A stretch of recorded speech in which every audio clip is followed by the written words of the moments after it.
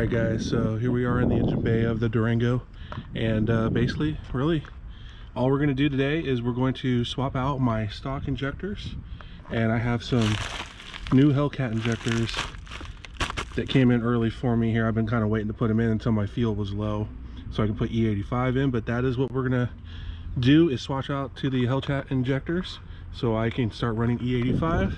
So first thing we're going to do, pretty simple, go ahead and take these valve covers off and get access to the fuel rails, and we'll go from there. So stick around and I'll go to the next step.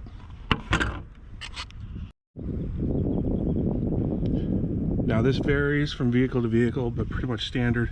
Once you take the fuel the valve covers off, they have like this kind of felt type protector that goes over to protect the fuel rails there. So all you need to do, just remove that off, so that way you can get those out of the way so they're not in your way. And then also too, one thing you do want to do, this is a vacuum line right here. You can go ahead and just wiggle it off a little bit here, and once it comes off, there's a little clip back here.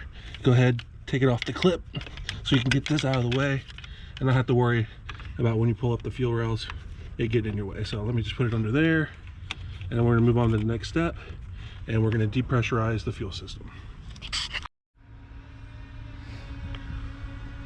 Alright guys, so what I probably should have done first before I unhooked this and whatnot there, I needed to depressurize the fuel system first. So I put that back on there, and all you need to do on your Durango, or if you're on another vehicle, open up your fuse box, and you'll have to look in here somewhere. You'll find where it says your fuel pump relay or fuel pump motor, and in my case I found it right here. It was a fuse F70 for the fuel pump motor, which was this little 20 amp fuse that was right there. So I went ahead and pulled that out, and what you want to do is once you pull that out, you go and try and crank the vehicle, and it'll probably start for a quick second and then turn right off because it has no fuel. And what that does is it'll burn all the fuel that was in these fuel and depressurize it, and it'll allow you to now take these out without having to worry about spilling gas or it leaking out or whatnot. Doesn't mean there's not going to be any in there, but it's depressurized, so you don't have to worry about a whole bunch falling out. So what I went ahead and did, I put the fuse back in right here. We're set. So now what I'm going to go ahead and do, we're going to get a little small flathead screwdriver, as you can see right here, and I'm just going to go ahead and pop up each of the little tabs here, the red tabs on the fuel injectors themselves. Once that pops up, you just have to push and squeeze and pop off the connector, and you're good. So let me go ahead and do that. Okay guys, so what I have now done is I disconnected the fuel line, and I have it wrapped up in a towel right now, but you can see there's the fuel line. This is where it went into the fuel rail, and there's a little clip that holds that on there. Once you pull this clip out, there's just a little button. You can see it right there. This little tab, you just kind of push that and then it wiggles off. And with it depressurized, it makes it a lot easier. You're still going to have a little drip of fuel here and there, which is why I put the towel here, but it was very, very little.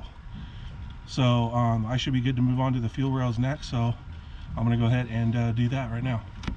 And also too, what I went ahead and did, I forgot to show you this. I went ahead and pulled the red tabs up. You just need a little flathead screwdriver to pull this tab up, and then you pinch and pull out. So if you look here, I've got that one pulled, I've got that one pulled, and then one other. And on the other side, as you can see here, I've already got all these pulled out. And here's the injectors right here. You can't miss them right here. They do move around, so don't worry about that. The next thing is you're just gonna need to get a 14mm wrench and take these nuts off, and I'm gonna go ahead and do that right now. Okay, so removing the bolts, I was trying to use an adjustable one, which does work, but I did find it a lot easier if you just get a ratchet and get a 14mm deep socket and just put it over here and move it. It's a lot easier to get it off. You can just go down in there and everything just goes so much quicker. So I'm gonna go ahead, finish getting these off, and then we're gonna pull up the fuel rail.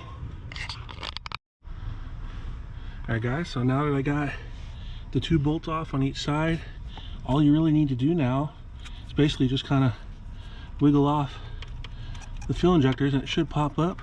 Don't be too violent with it, but just, you know, give them a little tug and it should pop out here. So what I'm going to do is, instead of showing you them actually popping out, because it's pretty basic from here, I'm going to go ahead and put the camera down and pop these out on my own, and we're going to go from there. Alright guys, so as you can see, I just got it popped off here, and if you actually look at them, I do have a little bit of some issues with my stuff. If you look, there's actually an O-ring missing here on my second one. These ones have none, so I'm gonna have to look into that real quick, figure out what's up. But yeah, these are a little dirty, so they definitely will benefit from new injectors. So I'm gonna go ahead and finish these and get them swapped out. Okay guys, so I was able to find that missing O-ring.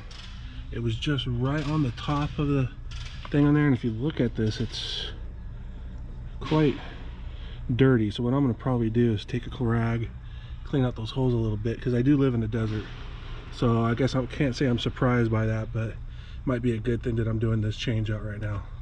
So I'm gonna go ahead and get these taken out.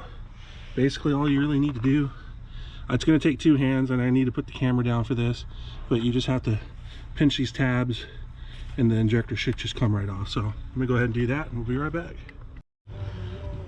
All right guys, so I ran into a little issue right here. So I went ahead and got these clips off, and if you look at the way these clips are designed, they open out this way and then they slide out, and then you should be able to pull out the injector. So I went ahead and pulled out the first injector, which here it is, as you can see, and some fuel did start coming out there. Well, I was expecting that, just a little more than I was expecting. However, what happened is once I did that, over here where I had the fuel disconnect line, it started coming out like the rest was just coming down the line and going out. So I had to get a couple rags here real quick to stop it, and it has stopped, but it did leak about, I would say maybe a half a cup of fuel that had gotten out and kind of went over my motor just a little bit back here. Nothing too bad that it doesn't hurt. It'll eventually dry up and go away, but I'm just letting you guys be aware. Definitely have something over that fuel line entry to the fuel rails just to grab any excess fuel that does come out, because it will happen, and it did happen to me. So I'm going to continue taking out the rest of these three injectors and then get the new ones on, and we're going to go from there. Okay guys, so I've gone ahead and I've got all four of the injectors out on the passenger side fuel rail, and like I said, some fuel still did come out. It is now empty. Please make sure you have some old towels or something you don't mind throwing away, just to make sure it sops up any of the gas that starts pouring out. But I was able to get the first one out, and the seal stayed intact on that one, but all the other ones did not want to come out. So here's those seals. All you need to do is just get your little flathead that you use to pop the tabs, and you just stick it inside the holes there, and you can just get the seal out. So I'm going to go ahead, I got the new injectors right here. I'm going to go ahead and lube those injectors up with just a little gas that was leaked, and we'll get them seated in here and get this back on. Okay, so I had to kind of go about this on my own. I'm just taking too long, and I just want to make sure you guys know what's going on with the video. So I went ahead and I did get the Hellcat injectors plugged in here. So I do have all four in there. I did use some of the gasoline that was spilling onto my rags, and I just lightly rubbed the gas on the O-rings and popped them up. And if you look at the Hellcat injectors, which I'll show you, I got them in this bag. Hang on, let me get that bag real quick. Okay, so I got it out of the bag here, and if you look at the lines that are on it right here, what you want to do is you want to stick this up into the fuel rail until you get to this last line, not the line where this red thing clip is at right here. You want to do it right here on this middle line, because that's where those silver metal clips, the butterfly things that I was showing you guys earlier, that's where this will clip into, is this bottom line right there. All right guys, so I'm back here, and I apologize, this is not going to be the best video to finish this off. My GoPro battery that I was using died, and I didn't realize it, and I was filming stuff. At least I thought I heard the beeps to show you what I did, but I got most of the stuff that I needed to show you guys how to do it. It's just all a matter of putting stuff back on, clipping it back in, and making sure that the fuel rails get seated back into the holes.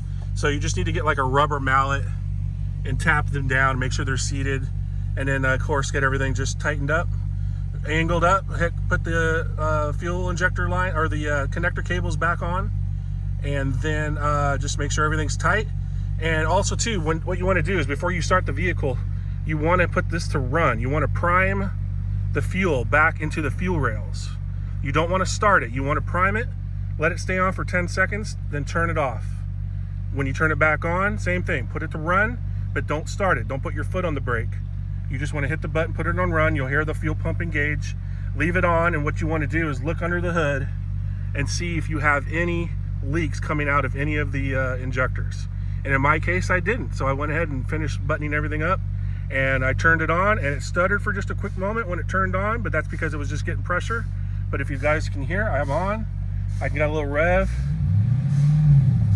So everything's working right now. And I am running a little rich because I can smell it, but that's going to be fixed with the E85. So I'm going to go get some E85 and we're done. But other than that, guys, that's how we change out the injectors on my Durango.